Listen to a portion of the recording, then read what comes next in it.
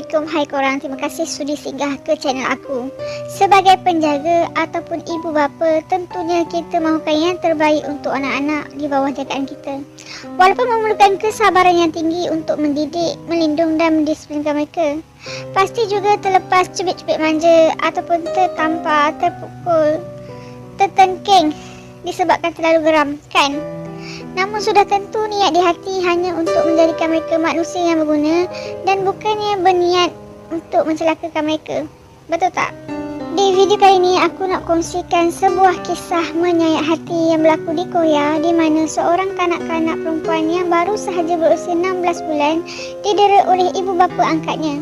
Kes penderaan ini berakhir dengan kematian kanak-kanak itu pada 13 Oktober 2020 setelah 9 bulan bertahan dengan kelakuan ibu bapa angkatnya.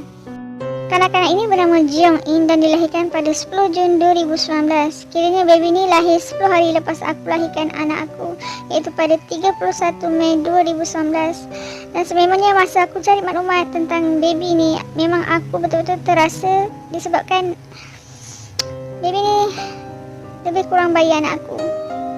Dan disebabkan tak berkemampuan, ibu kandung Jeong In meninggalkan Jeong In di pusat kebajikan. Tidak beberapa lama selepas itu, sepasang suami isteri telah datang dan berjaya melepasi kelayakan untuk mengambil seorang anak angkat, dan kanak-kanak terbabit adalah Jeong In. Sememangnya jika dilihat dari keseluruhan, pasangan ini sangat sempurna dan layak untuk mengambil seorang anak angkat. Si ibu angkat merupakan seorang penterjemah di mahkamah, manakala si bapa angkat merupakan kaki tangan di sebuah syarikat penyiaran televisyen. Bukan sahaja dari latar belakang ekonomi yang boleh dikatakan kukuh, si ibu juga sering melakukan kerja-kerja sosial dan sukarelawan untuk kerja-kerja kebajikan. Sering juga dibantu oleh suaminya. Tambahan kredit untuk pasangan ini juga kerana mereka sering mengikuti dan mengunjungi gereja. Ini menambahkan keyakinan kepada pusat kebajikan terbabit untuk menyerahkan Jeong In kepada mereka untuk dijadikan seorang anak angkat. Mereka yang mengenali pasangan ini juga sudah sedia maklum tentang niat pasangan ini untuk mengambil anak angkat sejak di awal pernikahan mereka. Walaupun ketika Jeong In diambil, mereka sudah pun mempunyai seorang anak kandung perempuan yang berusia sekitar 4-5 tahun.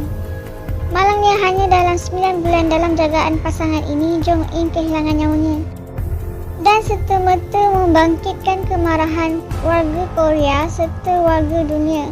Mereka melakukan demonstrasi bagi menegakkan keadilan untuk anak kecil ini dan menuntut si pelaku dikenakan hukuman mati. Di dalam kes penderaan sehingga menyebabkan kematian kepada seorang bayi ataupun kanak-kanak perempuan yang baru sahaja berusia 16 bulan, kewibawaan pihak polis dipertikaikan kerana gagal mengambil tindakan dengan 3 laporan yang telah diberikan dalam tempoh 9 bulan bayi ini berada di dalam jagaan pasangan terbabit.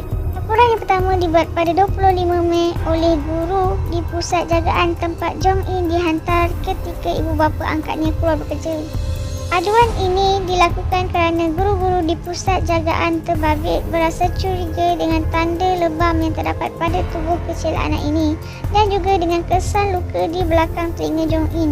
Ketika mereka meneliti tanda-tanda lebam yang ada di wajah Jeong In, ianya bukanlah seperti tapak tangan tetapi menyamai dengan tapak kaki orang dewasa. Kesan luka yang terdapat pada bahagian telinga mangsa pula dirujuk kepada pakar dan ianya adalah kesan atau luka biasa yang ditemui pada mangsa-mangsa penderaan kerana kebanyakan dari mangsa ditarik pada bahagian telinga dengan kasar sehingga meninggalkan luka di kawasan terbabit. Sayangnya laporan ini diabaikan oleh pihak polis yang mengambil butiran laporan dan Jeong In dikembalikan kepada keluarga angkatnya.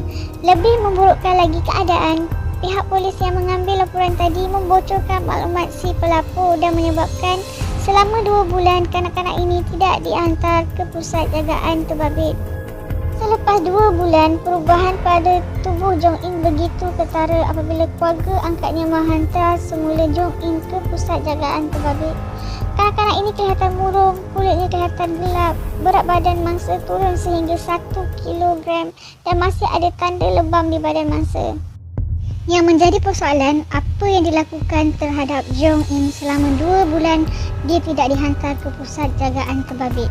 29 Jun 2020, laporan kedua pula diberi oleh orang awam yang terlihat seorang bayi ditinggalkan di dalam kereta tanpa pengawasan dari orang dewasa. Laporan kedua ini diberi selepas sebulan daripada laporan yang pertama. Tapi apa yang menjengkelkan, pihak polis menyerahkan semula Jong In kepada pasangan terbabit dengan menerima alasan pasangan terbabit bahawa mereka sedang melatih Jong In tidur secara meditasi ala Amerika. Yang lebih aku tak faham, level IQ polis ni tahap berapa? Tentunya terbayang-bayang di fikiran macam mana meraunglah seorang anak kecil yang baru sahaja berusia 16 bulan ditinggalkan bersorangan di dalam kereta sedangkan kedua ibu bapa angkatnya pergi mengisi perut di dalam restoran.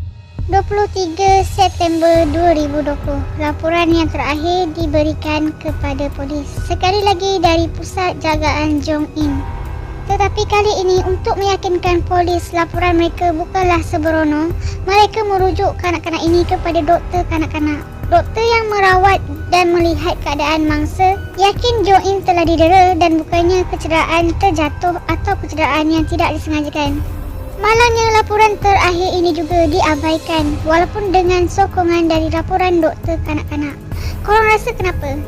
Kali ini adalah kerana polis yang menguruskan laporan ini mengenali ibu angkat mangsa yang bekerja sebagai penterjemah di mahkamah.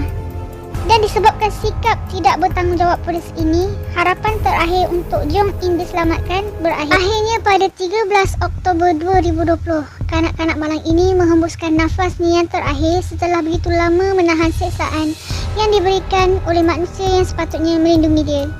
Detik-detik terakhir hidup Jong In juga begitu memilukan apabila dia telah dihantar ke hospital dalam keadaan tidak sadarkan diri.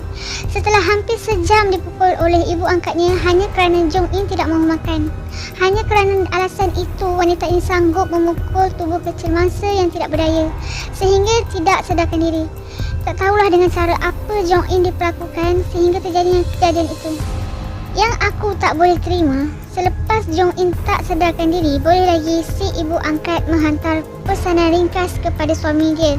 Bertanyakan, perlukah kita menghantar budak ni ke hospital? Ialah sebagai tanda tanggungjawab. Aku tak faham, tak manalah sifat manusia kat dalam diri dia ni. Dan mungkin selepas dia mendapat persetujuan daripada suami dia, dia pun menghantar Jong In ke hospital dengan menaiki teksi. Menaiki teksi korang bayangkan dalam keadaan anak dia yang tengah nazak, tengah kritikal, dia boleh naik teksi untuk pergi ke hospital. Untungnya semasa menaiki teksi tersebut, si pemandu perasan dengan keadaan Jong In yang kelihatan tidak sadarkan diri dan sedang nazak. Dia mencadangkan kepada si ibu untuk menaiki ambulans supaya cepat sampai ke hospital dan tidak perlu beratur di trafik. Sekali lagi si ibu bertindak sambil level apabila dia mengatakan, perlu ke? Tak perlu kot, okey lagi ni. Kalau nak diikutkan, seorang ibu, naluri seorang ibu akan merasa cemas ketika terlihat anaknya tercedera. Ini kan pula tak sedarkan diri. Selepas didesak, akhirnya wanita itu bersetuju untuk menaiki ambulans menuju ke hospital. Sesampainya di hospital, Jong In diberikan rawatan kecemasan. Setelah beberapa ketika, Jong In bernafas semula, tetapi hanya untuk beberapa jam. Selepas itu, Jong In akhirnya betul-betul menghembuskan nafasnya yang terakhir. Selepas kematian Jong In, mayatnya diserahkan kepada pihak forensik untuk mengambil alih dan dibedah siasat supaya mencari tahu apa punca kematian kanak-kanak yang baru berusia 16 bulan ini. Dan dari hasil bedah siasat menjumpai lebih dari 10 bahagian tulang yang patah di serata bahagian tubuh mangsa dan ada juga bahagian tulang yang patah tetapi sudah mula bercantum. Tanpa bantuan dari perubatan atau apa-apa korang, bayangkan kesakitan yang dialami oleh anak ini. Terus terang aku cakap, semasa aku mencari maklumat tentang kes Jong ini, memang aku down gila. Aku tak boleh terima seorang ibu sanggup melakukan anak sekecil Jong In sekejam ni. Walaupun hanya sekadar anak angkat, tetapi anak angkat yang diambil atas kemahuan dia sendiri. Dan aku tak faham kenapa suami dia biarkan dan langsung tak pertahankan Jong In. Dan dia boleh bagi alasan dia tak mahu bergaduh dengan isteri dia. Dan satu lagi alasan dia yang tak boleh diterima pakai, Dia mengatakan bahawa semasa perilaku-perilaku gila isteri dia yang teruk-teruk tu, dia tak ada di rumah. Tapi dalam masa sama dia ignore je semua ni sampai jadi tahap macam ni. Di dalam tubuh Jong In bukan sahaja ada lebih dari 10 tulang yang patah, tetapi pankreas dia juga terpotong. Kalau korang nak tahu, pankreas ni adalah organ dalaman yang berada di bahagian belakang rongga perut.